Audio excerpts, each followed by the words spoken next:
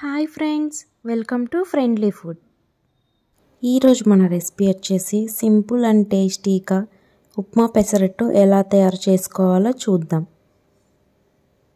ముందుగా ఒక బౌల్ తీసుకొని ఇందులో 1 కప్ పెసలు, 2 టేబుల్ స్పూన్ బియ్యం తీసుకొని మంచిగా 2-3 టైమ్స్ వాష్ చేసుకోవాలి. మళ్ళీ వాటర్ పోసి 7 or 8 అవర్స్ నానబెట్టుకోవాలి. మార్నింగ్ బ్రేక్ఫాస్ట్ కోసం అయితే ఓవర్ నైట్ నానబెట్టుకుంటే సరిపోతుంది, మంచిగా నానిపోతాయి. ఇప్పుడు ఓవర్ నైట్ అయిన తర్వాత చూడండి మంచిగా నానిపోయాయి. ఇప్పుడు వీటిని మళ్ళీ మంచిగా ఒకసారి వాష్ చేసుకొని మిక్సర్ జార్లో తీసుకోవాలి.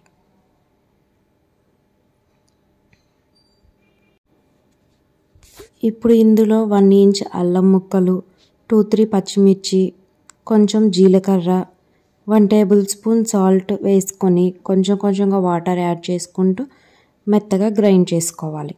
వీడియోలో చూపిస్తున్న విధంగా మెత్తగా గ్రైండ్ చేసుకోవాలి. కొంచెం వాటర్ పోసి కన్సిస్టెన్సీని అడ్జస్ట్ చేసుకోవాలి. ఈ కన్సిస్టెన్సీ వచ్చేంత వరకు వాటర్ పోసుకోవాలి.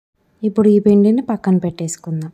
సింపుల్గా ఉప్మా చేసుకోవడానికి స్టవ్ ఆన్ చేసి ప్యాన్ పెట్టుకొని అందులో 1 టేబుల్ స్పూన్ ఆయిల్, పచ్చిశనగపప్పు, జీలకర్ర, ఆవాలు వేసి మంచిగా వేయించుకోవాలి.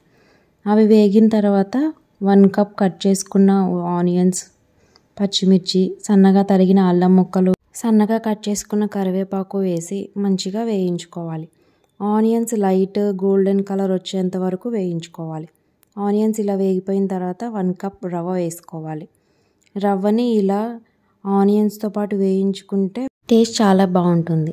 ఇలా రవ్వ సగం వేగిపోయిన తర్వాత ఇందులో 1 టేబుల్ స్పూన్ సాల్ట్ యాడ్ చేసుకోవాలి. సాల్ట్ కూడా యాడ్ చేసి ఒకసారి మంచిగా మిక్స్ చేసుకోవాలి. రవ్వ కొంచెం కలర్ చేంజ్ అయిన తర్వాత 1 కప్ రవ్వకి 4 కప్స్ వాటర్ తీసుకోవాలి. మన ఉప్మా పెసరట్టుకి ఉప్మా అనేది కొంచెం లూజ్గానే ఉండాలండి, మరి గట్టిగా చేసుకోవాల్సిన అవసరం లేదు. ఇలా వాటర్ పోసుకున్న తర్వాత మంచిగా మిక్స్ చేసుకొని ఉడికించుకోవాలి. లాస్ట్లో కొంచెం నెయ్యి యాడ్ చేసుకొని ఒకసారి మంచిగా మిక్స్ చేసుకోవాలి. వీడియోలో చూపిస్తున్న విధంగా ఆ కన్సిస్టెన్సీ ఉంటే సరిపోతుంది. ఇప్పుడు స్టవ్ ఆఫ్ చేసి పక్కన పెట్టుకుందాం. ఇప్పుడు పెసరట్టు వేసుకోవటానికి స్టవ్ మీద ప్యాన్ పెట్టుకొని వేడైన తర్వాత మనం గ్రైండ్ చేసుకున్న పిండి వేసుకొని మంచిగా రౌండ్గా దోశలాగా వేసుకోవాలి. దోశలు వేసేటప్పుడు కొంచెం మరీ మందంగా కాకుండా పల్చగా వేసుకుంటే టేస్ట్ చాలా బాగుంటుంది. ఇప్పుడు దోశ మీద సన్నగా కట్ చేసుకున్న ఆనియన్స్ యాడ్ చేసుకోవాలి. అలాగే సన్నగా తరిగిన అల్లం ముక్కలు కూడా వేసుకోవాలి. అల్లం ముక్కలు వేసుకోవటం వల్ల పెసరట్టుకి టేస్ట్ చాలా బాగుంటుంది. దోశ మీద నెయ్యి యాడ్ చేసుకుంటూ లైట్ గోల్డెన్ కలర్ వచ్చేంత వరకు కాల్చుకోవాలి. దోశ అనేది మీడియం ఫ్లేమ్లోనే కాల్చుకోవాలి, హై ఫ్లేమ్లో అస్సలు పెట్టకూడదు. దోశ ఇలా గోల్డెన్ కలర్ వచ్చిన తర్వాత మనం తయారు చేసుకున్న ఉప్మాని ఇందులో యాడ్ చేసుకోవాలి. యాడ్ చేసుకున్న ఉప్మాని ఈవెన్గా స్ప్రెడ్ చేసుకోవాలి. ఉప్మా మరీ ఎక్కువగా యాడ్ చేసుకోకూడదు. ఉప్మా మరీ ఎక్కువైపోతే పెసరట్టు టేస్ట్ని డామినేట్ చేస్తుంది. ఉప్మాని లైట్గానే యాడ్ చేసుకొని ఇప్పుడు పూర్తిగా కాలిన తర్వాత దోశని ప్యాన్ నుంచి సపరేట్ చేస్తూ తీసుకోవాలి. వీడియోలో చూపిస్తున్న విధంగా దోశని ఫోల్డ్ చేసుకొని తీసుకోవాలి. అంతే అండి, సింపుల్ అండ్ టేస్టీగా చాలా బాగుంటుంది పెసరట్టు ఉప్మా. ఇప్పుడు ఈ ఉప్మా పెసరట్టుని ఒక ప్లేట్లోకి సర్వ్ చేసుకోవాలి.